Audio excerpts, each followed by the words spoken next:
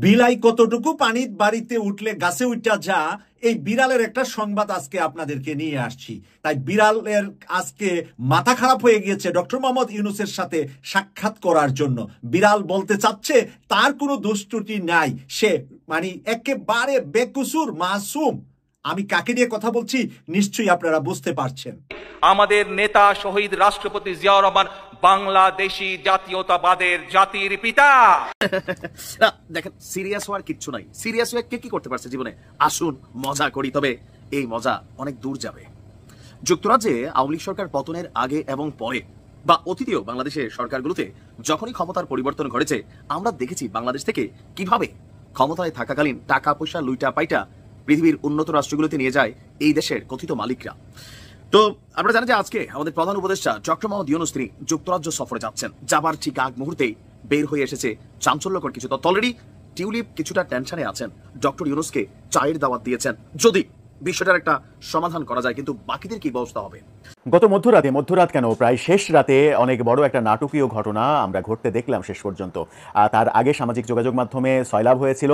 সাবেক রাষ্ট্রপতি আব্দুল হামিদ 1 মাস পরে থাইল্যান্ড থেকে বাংলাদেশে ফিরে আসছেন, যার দেশ ত্যাগ নিয়ে এত নাটক হলো, এত আলোচনা হলো, একাধিক নিরাপত্তা কর্মকর্তার চাকরিতে সাজা হলো। সেরকম ব্যক্তি 1 মাস পরে আবার ঢাকায় ফিরে আসছেন, দেশে ফিরে আসছেন, যখন তাকে গ্রেপ্তারের আশঙ্কা রয়েছে। ঠিক সাবেক রাষ্ট্রপতি আব্দুল হামিদ দেশে ফিরেছেন। এ সময় তার পরনে ছিল শার্ট ও লুঙ্গি। চেয়ে চামড়ার দাম এবার বেশি হবে বলেছিল সরকারের পক্ষ থেকে বাণিজ্য উপদেষ্টা। শুধু তাই না, যমুনা টিভিতে নিউজ হয়েছিল পাকিস্তান থেকে চামড়া কিনবে অন্তর্বর্তীকালীন সরকার। এই যখন প্রতিশ্রুতি, সেই প্রতিশ্রুতিতে গ্রামগঞ্জে ছোট ছোট ব্যবসায়ীরা চামড়া কেনে 600 টাকা, 500 টাকা, 400 টাকায়, কিন্তু তারা কেনার পরে সেই চামড়াগুলো আর বিক্রি করতে পারছে না ঢাকাতে, অথবা মূল যা চামড়া প্রক্রিয়াকরণ করে তাদের কাছে। আসসালামু আলাইকুম, নতুন একটা নিউজে সবাইকে স্বাগতম। ভিডিওর শুরুতেই যে ভিডিওগুলোর বিশেষ অংশ আপনারা দেখেছেন, ভিডিওর বিশেষ অংশ দেখেই হয়তো বুঝতে পেরেছেন যে আজকের এই ভিডিওটি কতটুকু গুরুত্বপূর্ণ হতে চলেছে। বর্তমান প্রেক্ষাপটকে ঘিরে আজকের এই ভিডিওটি সাজানো হয়েছে। তো সবাইকে বলবো আজকের এই ভিডিওটি সবাই ধৈর্য সহকারে দেখতে থাকুন, জানতে পারবেন দেশ এবং বিদেশের বিভিন্ন রহস্যময়ী ঘটনা বা ইতিহাস। তো চলুন তাহলে আর কথা না বাড়াই, একটা লাইক দিয়ে বিস্তারিত সবগুলো ভিডিওর আলোচনাগুলো শুনে আসি। বিলাই কতটুকু পানির বাড়িতে উঠলে গাছে উঠা যা, এই বিড়ালের একটা সংবাদ আজকে আপনাদেরকে নিয়ে আসছি। তাই বিড়ালের আজকে মাথা খারাপ হয়ে গিয়েছে ডক্টর মোহাম্মদ ইউনূসের সাথে সাক্ষাৎ করার জন্য। বিড়াল বলতে চাচ্ছে তার কোনো দোষ ত্রুটি নাই, সে মানে একেবারে বেকসুর মাসুম। আমি কাকে নিয়ে কথা বলছি নিশ্চয়ই আপনারা বুঝতে পারছেন। সত্যি যদি জানতে চান আমার সঙ্গে সাক্ষাৎ করুন ডক্টর মোহাম্মদ ইউনূসকে টিউলিপ সিদ্দিকী, এই হেডলাইনটা করেছে বাংলাদেশের ইত্তেফাক পত্রিকায়। সত্য জানার জন্য তার সাথে গিয়ে দেখা করতে হবে, চুরের সাথে আমার বসে বসে পরামর্শ করতে হবে। আসলে আপনি তো চুরি করেছিলেন, পেটের দায়ে কষ্টে আছেন, তাই চুরি করেছিলেন। এই চুরের সাথে বৈঠক করবে এখন ডক্টর মোহাম্মদ ইউনূস। এটা মামার বাড়ির আবদার পেয়ে গিয়েছে।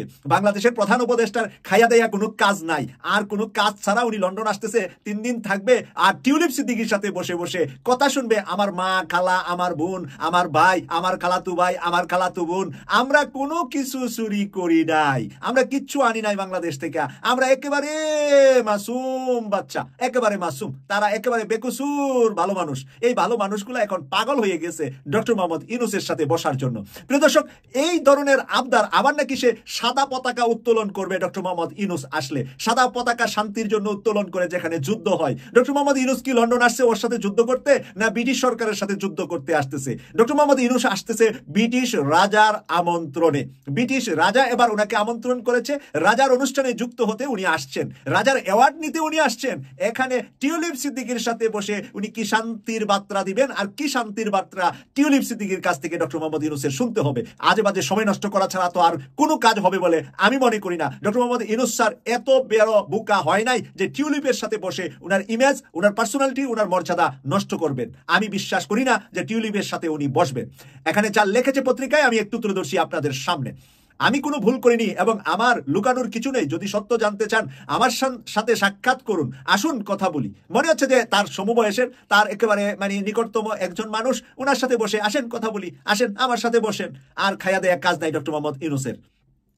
বাংলাদেশের প্রধান উপদেষ্টা ডক্টর মোহাম্মদ ইউনূসকে হ্যাশট্যাগ দিয়ে এক্স-রে পোস্ট করেন বাংলাদেশের সাবেক প্রধানমন্ত্রী শেখ হাসিনার ভাগ্নি সাবেক ব্রিটিশ মন্ত্রী টিউলিপ সিদ্দিক। আমি এই কারণেই বলছিলাম যে বিলাই গাছে উঠছে, মানে কম বিপদে পড়া না।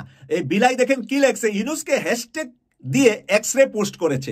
ইউনূসকে হ্যাশট্যাগ দিয়েছে মানে ইউনূস যাতে দেখে, মানে এই আপনারা ফেসবুকে একে অপরকে হ্যাশট্যাগ করেন না, মানে একজনে 4-5 জনকে মিলিয়ে একটা পোস্ট দেন না, ওরকম ইউনূস স্যারকে হ্যাশট্যাগ করে সে পোস্ট দিয়েছে এক্স-রের মধ্যে। ইউনূস স্যার জানি দেখতে পারে নিজের আইডির সাথে টিউলিপ সিদ্দিকী কি লিখেছে। এটা লেখাটা পড়ার জন্য ইউনূস স্যারের এত বেকার সময় নাই। এই পোস্টে তিনি তাকে নিয়ে করা গার্ডিয়ানের একটি প্রতিবেদন শেয়ার করেছেন। সেই প্রতিবেদনে বলা হয়েছে অধ্যাপক ডক্টর মোহাম্মদ ইউনূসের সঙ্গে দেখা করতে দুর্নীতির অভিযোগ নিয়ে ভুল বোঝাবুঝির অবসান করতে চান টিউলিপ সিদ্দিকী। মানে কইলাম না, আবার ওই মাসুম বাচ্চাটা, মানে কালকে মায়ের ঘর থেকে জন্ম হয়েছে, উনি কিচ্ছু বুঝে না, বাজা মাছটা উল্লেয়া খাইতে জানে না, এত মানে উনি সহজ সরল। আর উনার সাথে কেন ইউনূস স্যার বসবে না, মনে হচ্ছে যে এমনটা মামার বাড়ির আবদার আর কি, মামার বাড়ির আবদার। দেশটা তো মামার, আর ওই যে নানা নানা নানা মামু মামারা যে ডাকাইতা ছিল, ওই যে শেখ কামাল, ডাকাইত কামালের আপন ভাগ্নি, কিন্তু ওই জন্য মামার বাড়ির আবদার করতেছে। এরপরে যা লিখেছে এখানে, তাই অধ্যাপক ইউনূসের আসন্ন যুক্তরাজ্য সফরের সময় তার সাক্ষাৎ চেয়ে চিঠি দিয়েছেন বাংলাদেশের ক্ষমতাচ্যুত প্রধানমন্ত্রী শেখ হাসিনার ভাগ্নি টিউলিপ সিদ্দিকী। গার্ডিয়ান প্রতিবেদনে আরো বলা হয়, টিউলিপের বিরুদ্ধে শেখ হাসিনা সরকারের আমলে বাংলাদেশের বাড়তি সুবিধা নেওয়ার অভিযোগ এনেছে কর্তৃপক্ষ। গত বছরের আগস্টে গণ অভ্যুত্থানের মুখে শেখ হাসিনা সরকার পতন হয়, তিনি পালিয়ে চলে যান। বাংলাদেশে শেখ হাসিনার বিরুদ্ধে মানবতা বিরোধী অপরাধ বিচার প্রক্রিয়া শুরু হয়েছে। সংবাদ মাধ্যমে টিউলিপের বিরুদ্ধে একাধিক অভিযোগ নিয়ে শোরগোল হয়েছে। এর মধ্যে টিউলিপ কিংবা তার মায়ের শেখ রেহানার বিরুদ্ধে প্রভাব খাটিয়ে 7,200 বর্গফুটের প্লট নেওয়ার দুর্নীতি দমন কমিশন অভিযোগ রয়েছে। ফ্ল্যাটের হিসাব নিকাশ বাংলাদেশের মানুষ তোমার কাছ থেকে নেওয়ার জন্য বসে নাই। বাংলাদেশের মানুষ বসে আছে ওই যে 1,500 থেকে 2,000 মায়ের সন্তানকে তোমরা হত্যা করেছো না, খালা বঞ্জি, তোমার মা, তোমার ওই যে খালাতু ভাই বুবাটা ওই যে আমেরিকা থাকে, ওই সব কিছু মিলে হিসাব নিকাশ করা হবে। তুমি কি ফ্ল্যাট আর প্লট নিছো, ওইগুলা বাংলাদেশের মানুষের পেশাব করার সময় নাই। তোমাদের ফ্ল্যাটে গিয়ে মানুষ পেশাব করারও সময় পাবে না, ওইটা তোমাদের বড় বিষয় না। বড় বিষয় হলো যেটা আন্তর্জাতিক অপরাধ ট্রাইব্যুনালে শুরু হয়েছে, সেখানে তুমি জড়িত কতটুকু সেটাই বাইর করবে বাংলাদেশের মানুষ। এবং বাইর করে ব্রিটিশ সরকারও তোমার বিরুদ্ধে পুরা তদন্ত চালিয়ে যাচ্ছে। তদন্ত যখন শেষ হবে তখন দেখা যাবে ব্রিটিশ সরকারের কি রায় তোমার জন্য অপেক্ষা করছে। টিউলিপ এসব অভিযোগ অস্বীকার করেন, আর টিউলিপের আইনজীবীরা বলেছেন এসব অভিযোগ রাজনৈতিক উদ্দেশ্য প্রণোদিত, এর কোনো ভিত্তি নেই। সেই সঙ্গে সংশ্লিষ্ট কর্তৃপক্ষ তার সঙ্গে যোগাযোগ করছে না বলে অভিযোগ টিউলিপের। বাংলাদেশের মানে যেই কর্তৃপক্ষরা তার বিরুদ্ধে এনেছে এই অভিযোগগুলো, তারা নাকি তার সাথে যোগাযোগ করছে না। যদিও এই প্রতিবেদন প্রকাশের পর প্রধান উপদেষ্টা প্রেস সচিব শফিকুল আলম বলেছেন, যুক্তরাজ্যের সাবেক সিটি মিনিস্টার টিউলিপ সিদ্দিকীর কোনো চিঠি তারা পান নাই। ভালো কথা বলে দিচ্ছে শফিকুল আলম, আর কোনো কাজ না করলো এবার একটা কাজ করছে, চিঠিই পাইছে না, চিঠিও পাইছে না, চিঠির জবাবেরও দরকার নাই, এই নিয়ে আলোচনারও টাইম নাই। শুধু শুধু বেহুদা টাইম নষ্ট করার কোনো দরকার নাই। সোমবার 9 জুন প্রধান উপদেষ্টা ডক্টর মোহাম্মদ ইউনূস লন্ডনের উদ্দেশ্যে ঢাকা ত্যাগ করবেন এবং 14 জুন দেশে ফিরে আসবেন। প্রধান উপদেষ্টা তার সফরকালে যুক্তরাষ্ট্রের রাজা 3য় চার্লসের সঙ্গে সাক্ষাৎ করবেন এবং ব্রিটিশ প্রধানমন্ত্রী ক্লিয়ার স্টারমার্কের সঙ্গে দ্বিপাক্ষিক আলোচনা করবেন। তিনি যুক্তরাজ্যের পররাষ্ট্র মন্ত্রী ডেভিড লেমি ও অন্যান্য জ্যেষ্ঠ মন্ত্রী ও রাজনৈতিক নেতা এবং নীতি নির্ধারণী ও ব্যবসায়ী সম্প্রদায়ের প্রভাবশালী ব্যক্তিদের সঙ্গে সাক্ষাৎ করবেন বলে আশা করা হচ্ছে। দেখেন, সিরিয়াস হওয়ার কিচ্ছু নাই। সিরিয়াস হয়ে কে কি করতে পারছে জীবনে? আসুন মজা করি, তবে এই মজা অনেক দূর যাবে। যুক্তরাজ্যে আওয়ামী লীগ সরকার পতনের আগে এবং পরে বা অতীতেও বাংলাদেশের সরকারগুলোতে যখনই ক্ষমতার পরিবর্তন ঘটেছে, আমরা দেখেছি বাংলাদেশ থেকে কিভাবে ক্ষমতায় থাকাকালীন টাকা পয়সা লুইটা পাইটা পৃথিবীর উন্নত রাষ্ট্রগুলোতে নিয়ে যায় এই দেশের কথিত মালিকরা। তো আমরা জানি যে আজকে আমাদের প্রধান উপদেষ্টা ডক্টর মোহাম্মদ ইউনূস তিনি যুক্তরাজ্য সফরে যাচ্ছেন। যাবার ঠিক আগ মুহূর্তেই বের হয়ে এসেছে চাঞ্চল্যকর কিছু তথ্য। অলরেডি টিউলিপ কিছুটা টেনশনে আছেন, ডক্টর ইউনূসকে চায়ের দাওয়াত দিয়েছেন যদি বিষয়টার একটা সমাধান করা যায়। কিন্তু বাকিদের কি ব্যবস্থা হবে? সাবেক ভূমিমন্ত্রী সাইফুজ্জামানের কি হবে বাকি আওয়ামী লীগের সেই সকল নেতাকর্মীদের যারা গেল 17 বছর অনেক টাকা লুটপাট করে অন্তত যুক্তরাজ্যে টাকা পয়সা জমাইছেন, আপনাদের জন্য দুর্দিন আসা শুরু হচ্ছে। পাচার হওয়া অর্থ বাংলাদেশে ফিরিয়ে আনতেই যুক্তরাজ্য এবং ইউরোপ সফরে যাচ্ছেন আমাদের প্রধান উপদেষ্টা। দর্শক, আমাদের অন্তর্বর্তী সরকারের প্রধান উপদেষ্টা আজকে যখন ঢাকা ত্যাগ করবেন, তো মূল এজেন্ডাটা কি এই সফরের? আমরা দেখলাম যে এই সফরের মূল এজেন্ডা হিসেবে থাকছে যুক্তরাজ্যে পাচার হয়ে যাওয়া বাংলাদেশের যে টাকা পয়সা সেগুলোকে ফিরিয়ে আনা। বিষয়টি সর্বোচ্চ গুরুত্ব পাচ্ছে বলে আমাদের নিশ্চিত করেছে পররাষ্ট্র মন্ত্রণালয়। আর কেউ কেউ বলছেন যে একটি নির্বাচিত সরকার গঠনের আগে এমন কূটনৈতিক সফরের কার্যকারিতা সীমিত হতে পারে। এখানে আমাদের সরকারের পক্ষ থেকে বলা হয়েছে যে যেহেতু দায়িত্ব গ্রহণের পর এটা এই প্রথম তার ইউরোপ সফর, এই সফরে যুক্তরাজ্যের প্রধানমন্ত্রী রাজা চার্লস সহ অন্যান্য গুরুত্বপূর্ণ বিভিন্ন প্রতিষ্ঠান এবং ব্যক্তিদের সাথে বৈঠকে মিলিত হবেন ডক্টর মোহাম্মদ ইউনূস। আর সেই বৈঠকগুলোর মধ্যে অগ্রাধিকার ভিত্তিক আলোচনা হচ্ছে যে টাকা পয়সা বাংলাদেশ থেকে বের হয়ে গেছে সেগুলোকে ফিরিয়ে আনা। তবে কেউ কেউ বলছেন যে একটা অনির্বাচিত সরকার কতটুকু এই ক্ষেত্রে আবার সফল হবে। আর আমরা যদি দেখি আপনার ইতিহাস থেকে আমরা আসলে কি শিক্ষণীয় আছে, ইতিহাস থেকে শিক্ষণীয় হচ্ছে বাংলাদেশ থেকে যখন টাকা পয়সা বের হয়ে যায় এই টাকা পয়সাটাকে ফেরত আনা অনেক কষ্টকর হয়। আবার ধরেন সরকার পরিবর্তনের পর আমরা যে অঙ্কগুলো শুনি, যেমন আওয়ামী লীগ ক্ষমতায় থাকতে আমরা প্রতিনিয়ত শুনতাম যে জনাব তারেক রহমান বাংলাদেশ থেকে লাখিজ ভৈরা, তারপর আরাফাত রহমান কোকো তিনি জীবিত থাকাকালীন অনেক টাকা তারা সিঙ্গাপুরে যুক্তরাজ্যে পাচার করে দিয়েছেন। তো আওয়ামী লীগ সরকার 17 বছরে আসলে কত টাকা পাচার হওয়াটা ফিরাই আনতে পারছেন, এটার স্ট্যাটিস্টিক্স শুধুমাত্র সংবাদ সম্মেলনে আমাদের এমপি মন্ত্রীরা বা প্রেস যেই সেকশন আছে তারা যা বলে এগুলাই বিশ্বাস করতে হয়। কিন্তু নথি আকারে, কাগজ কলম আকারে কোন নেতার কত টাকা বাংলাদেশে ফিরিয়ে আনা সম্ভব হয়েছে বা তারেক রহমানের টাকাটা এখনো, এটা পরবর্তী সময় দেখা গেল যেগুলো মিথ্যা মামলা, সব মামলা কিন্তু এখন ঝরে গেছে হাইকোর্ট থেকে, যে এগুলা রাজনৈতিক মামলা ছিল। তো ওইরকম অনেক মামলা থাকে, বাট প্রকৃতপক্ষে কি বাংলাদেশ থেকে টাকা পাচার হচ্ছে না? হচ্ছে, বিলিয়নস অফ ডলার হচ্ছে, কিন্তু এগুলাকে ফিরাই আনাটা এত সোজা না। আবার ধরেন যুক্তরাজ্য একসময় তো লুটপাটকারী রাষ্ট্র ছিল, আমেরিকা বলেন, যুক্তরাজ্য বলেন, ফ্রান্স বলেন, যে ঔপনিবেশিক সাম্রাজ্যগুলো তারা পৃথিবী জুড়ে চালিয়েছে, এখনো চলছে। আফ্রিকাতে দেখেন পৃথিবীর সবচেয়ে মূল্যবান ধাতু আফ্রিকাতে আছে, কিন্তু সেই দেশের মানুষ খাইতে খানা পায় না। কেন? এই রাষ্ট্রগুলোর কারণে। তো এই রাষ্ট্রগুলোতে নিয়ে যারা টাকা পয়সা লগ্নি ইনভেস্ট করছে, যারা বিলিয়ন ডলার না মিলিয়ন ডলার ইনভেস্ট করলে সিটিজেন দিয়ে দেয়, সেই দেশগুলো আবার এত সহজেই এই টাকাগুলো বাংলাদেশে ফেরত দিবে এইটা আবার আমার মনে হয় না। তবে কিছু কিছু টার্গেটেড ব্যক্তিবর্গ যারা আছেন তাদের কিছু টাকা হলেও ফেরত আসবে বলে দাবি করা হচ্ছে সরকারের পক্ষ থেকে। আমরাও চাই একটা মাইল ফলক তৈরি হোক, যে সরকারে যে যখন থাকে তারা যে টাকা পয়সাগুলো পাচার করে এগুলো নিয়ে যেন পৃথিবীর অন্য কোনো দেশে আরামায়েশ করে ভোগ করতে না পারে। তাহলে কি হবে? পরবর্তী সরকারদের জন্য একটা মাইল ফলক তৈরি হবে যে ইয়েস, চেয়ে চামড়ার দাম এবার বেশি হবে বলেছিল সরকারের পক্ষ থেকে বাণিজ্য উপদেষ্টা। শুধু তাই না, যমুনা টিভিতে নিউজ হয়েছিল পাকিস্তান থেকে চামড়া কিনবে অন্তর্বর্তীকালীন সরকার। এই যখন প্রতিশ্রুতি, সেই প্রতিশ্রুতিতে গ্রামগঞ্জে ছোট ছোট ব্যবসায়ীরা চামড়া কেনে 600 টাকা, 500 টাকা, 400 টাকায়, কিন্তু তারা কেনার পরে সেই চামড়াগুলো আর বিক্রি করতে পারছে না ঢাকাতে, অথবা মূল যা চামড়া প্রক্রিয়াকরণ করে তাদের কাছে। চামড়া বেচতে না পেরে নদীতে চামড়া ফেলে দিচ্ছে। কোরবানির চামড়ার দাম না পাওয়ায় নদীতে ফেলে দিচ্ছেন ব্যবসায়ীরা। রবিবার সকালে কুমিল্লার 14 গ্রাম উপজেলার রাজার বাজার ব্রিজের ওপর থেকে কাকড়ি নদীতে বিপুল পরিমাণ চামড়া ফেলে দেন তারা। চামড়া নদীতে ফেলে দিচ্ছে দাম না পেয়ে। অথচ বলা হয়েছে গতবারের চেয়ে এইবার চামড়ার দাম বেশি পাবে এবং পাকিস্তান থেকেও চামড়া কেনা হবে। এটা চামড়া নিয়ে আমরা নদীতে ফেলে দেওয়ার একটা ভিডিও দেখলাম, আরেকটা ভিডিও আমরা দেখব, এটা চামড়া নিয়ে।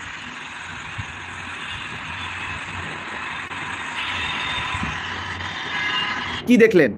চামড়া রাস্তায় মানুষ ফেলে রেখে গেছে, সেই চামড়া এই যে বুলডোজার দিয়ে সরানো হচ্ছে, ক্রেন দিয়ে সরানো হচ্ছে, রাস্তার পাশে সরিয়ে রাখা হচ্ছে। এই হলো চামড়ার বন্দোবস্ত। আমরা আরেকটি ভিডিও দেখব চামড়া নিয়ে, জাস্ট সর্বশেষ ভিডিও এটি। এটা আমাদের বগুড়ার ভিডিও। বগুড়াতে চামড়া নিয়ে কি হয়েছে আমরা একটু দেখবো, চলেন। চারটা চামড়া 50 টাকা গাড়ি ভাড়া দিয়ে আসছি, 40 টাকা আমি বিক্রি করি। লবণ খরচ আমাকে 300 টাকা করে, 1600 টাকা খরচ করবি, তাহলে মালটা ঢাকার টাকা দেবে। মালগ্রাম থেকে এখানে আমি চামড়া নিয়ে আসছি, 4টা খাসি চামড়া, না হলেও অনুমানিক দাম 60,000 টাকা খাসি। আমি 4টা চামড়া আমি 50 টাকা গাড়ি ভাড়া দিয়ে আসছি, 40 টাকা আমি বিক্রি করলাম। আর আমার আশা ছিল যে 40 টাকা বিক্রি করেছে চামড়া। আজকে ডক্টর ইউনূস স্যারের সরকারকে আমি দোষ দেব না, আমাদের চামড়া বিষয়ক উপদেষ্টা তার দোষ দেব না। আমি বলছি বিগত অনেক বছর যাবতই চামড়ার দাম কম। এই চামড়ার দামটা কম হওয়াতে আমাদের যে মুসলিম অর্থনীতি, এতিমদের যে অর্থনীতি, কোরআন শিক্ষার যে অর্থনীতি, সেই অর্থনীতিতে একটা বাজে প্রভাব পড়েছে। আমার ছোটোবেলাতে আমি যখন বগুড়া জামিল মাদ্রাসায় কিছুদিন পড়েছিলাম, তখন এইখানে আমাদের পুরো এলাকার মানুষ আমরা জামিল মাদ্রাসায় চামড়া দান করতাম, এবং এই অর্থনীতির উপরে 3 থেকে 4 মাসের খরচ এই চামড়ার দাম থেকে চলে যেত। 4 মাস প্রায় মাদ্রাসা ছাত্ররা খাইতো, পড়াশোনা করতো, হুজুরদের বেতন দেওয়া হতো, সব কিছু মিলে 3-4 মাস ব্যয় বহন করা যেত। এটা এই অর্থনীতিটা আজকে কি অবস্থায় দাঁড়িয়েছে, শুধু এখন না, আমি গত কয়েক বছর ধরে কথা বলছি। আমাদের কাছে একটা কথা বারবার শোনানো হতো যে ভারতের কারণে এই চামড়ার দামটা আমাদের এখানে কম, ভারতকে চামড়া দেওয়ার একটা পলিসি এইটা। আজকে একটা গুরুত্বপূর্ণ খবর শোনেন, কৌশলে এই চামড়ার দামটা 50 টাকা, 40 টাকা, 100 টাকা, 200 টাকা করিয়ে ভারতে কাঁচা চামড়া রপ্তানি আবারও অনুমোদন দেওয়া হয়েছে। এবার বলেন, যদি আপনি কাঁচা চামড়া রপ্তানি করেন তাহলে সেই চামড়ার দামটা কেন 40 টাকায় বেচবো, কেন 50 টাকায় বেচবো, কেন এটা 1600 বা 2000 টাকা হবে না যদি আপনি রপ্তানি করতে চান কাঁচা চামড়া? এই চামড়াই তো এখন থেকে প্রায় 18 বছর 20 বছর আগে, হ্যাঁ 2005 সালে 4 সালের কথা আমার এখনো স্মরণ আছে, সেই সময় 1800 টাকা, 2000 টাকা, 2200 টাকা, 3000 টাকা পর্যন্ত চামড়া বিক্রি করা হয়েছে। তিনটা ঈদের কথা যদি আমি ধরি, তাহলে সেইটা এখন কম দাম কেন? এই যে মুসলিম অর্থনীতিকে কোণঠাসা করা হচ্ছে, সংকুচিত করে নিয়ে আসা হচ্ছে, আমাদের এতিমরা যাবে কোথায়? আমাদের মাদ্রাসাগুলো চলবে কিভাবে? এখন তো সবাই ফেসবুক ভিত্তিক যেই সকল হুজুর ভাইরাল, সেই মাদ্রাসায় সেই ভলেন্টারি অর্গানাইজেশনে সবাই মিলে হুমড়ি খেয়ে দান করে। এখন তো আর প্রান্তিক পর্যায়ে মাদ্রাসাগুলো এতিমখানাগুলো দান পাচ্ছে না। যেই মাদ্রাসা ভাইরাল, যেই হুজুর ভাইরাল, তার সামাজিক সংগঠন আছে, ওইখানে গিয়ে সবাই দান করছে। কীভাবে মুসলিম অর্থনীতি যে সংকুচিত হয়ে আসছে আপনারা চিন্তাও করতে পারবেন না। যাই হোক, এর জন্য ব্যবস্থাপনা হাতে নিতে হবে। অনেকে আমাকে আজকে ফেসবুকে লাইভ করেছি, বলছে আম ব্যবসা বাদ দিয়ে চামড়ার ব্যবসা শুরু করেন।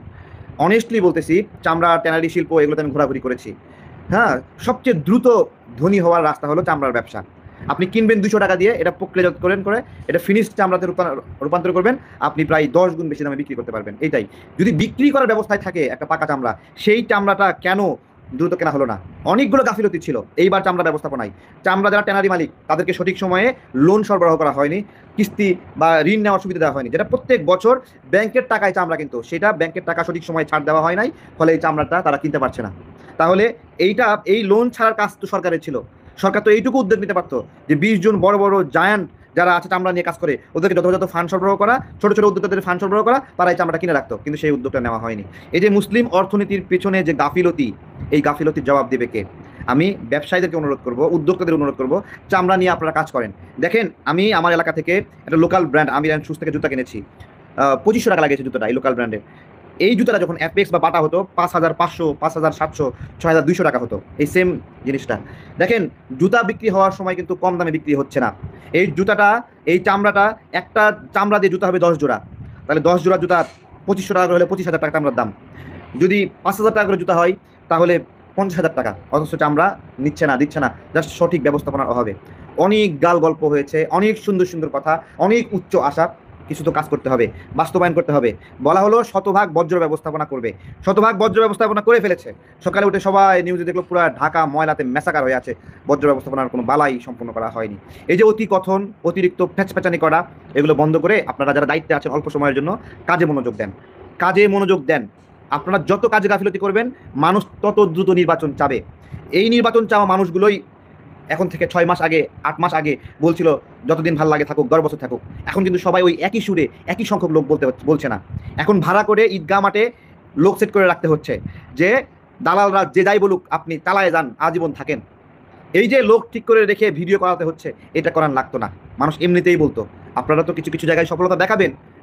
সফলতার জায়গাগুলো কোন জায়গায়? যেইভাবে সফলভাবে 666 কোটি টাকা কর মওকুফ করেছেন, জনগণের ক্ষেত্রেও এরকম আরাম দেন, যেভাবে 5 বছরের জন্য কর মওকুফ করেছেন জনগণ। প্রিয় দর্শক শ্রোতা, যে ভিডিওগুলো নিয়ে আজকে আপনাদের সম্মুখে হাজির হয়েছিলাম, সেই ভিডিওগুলো কিন্তু ইতিমধ্যেই আপনারা দেখে ফেলেছেন এবং সকলের কথাগুলো শুনে ফেলেছেন। তো অবশ্যই এবার আপনাদের মূল্যবান মতামত জানানোর পালা। আপনাদের কি মনে হয়, কি জানলেন বুঝলেন এই ভিডিও থেকে, সেটা অবশ্যই এখন আপনারা এই ভিডিওর কমেন্ট বক্সে আপনাদের মূল্যবান মতামত জানিয়ে দিন।